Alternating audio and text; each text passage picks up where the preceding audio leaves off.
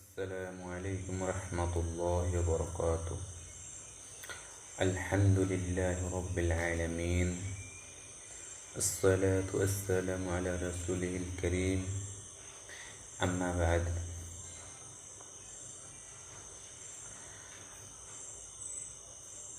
মহান আল্লাহ তাআলা আমাদেরকে সৃষ্টি করেছেন মহান রব্বুল আলামিনের ইবাদত করার জন্য।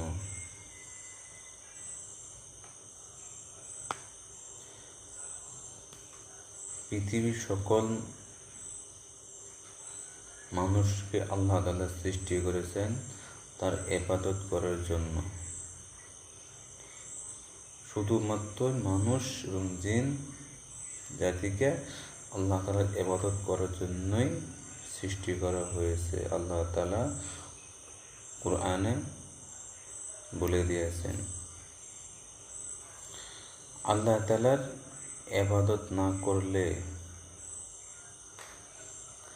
আল্লাহ তাআলার আদেশ না মানলে পরিণতি কি হবে? পরিণতি হবে জাহান্নাম। জাহান্নামে কি কেউ যেতে চাই? জাহান্নাম কি ভয়াবহ! জাহান্নামের আযাব 1 মিনিটের জন্য কেউ সহ্য করা সম্ভব নয়।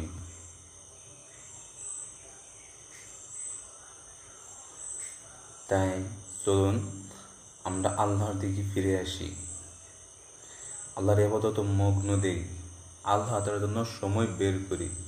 আর না হলে আমাদের কোনো রাস্তা নেই। কারণ এই পৃথিবীতে আমাদের সৃষ্টিকর্তার ইবাদত করব। কেন করব? আল্লাহ তাআলার সন্তুষ্টির জন্য করব। কারোর জন্য সন্তুষ্টির জন্য করব না, একমাত্র আল্লাহ তাআলার সন্তুষ্টির জন্য করব। আর ইবাদতের মধ্যে অনেকগুলো ইবাদত আছে। আল্লাহ তাআলার ইবাদত অনেকগুলো ইবাদত আছে, পুরোটা সময় আল্লাহর ইবাদত। তার মধ্যেও সর্বশ্রেষ্ঠ ইবাদত হল আল্লাহর কাছে প্রত্যেক দিনে 5 বার 5 ওয়াক্ত সালাত আল্লাহ তাআলার কাছে অনেক প্রিয়, আল্লাহ তাআলার কাছে খুবই প্রিয়।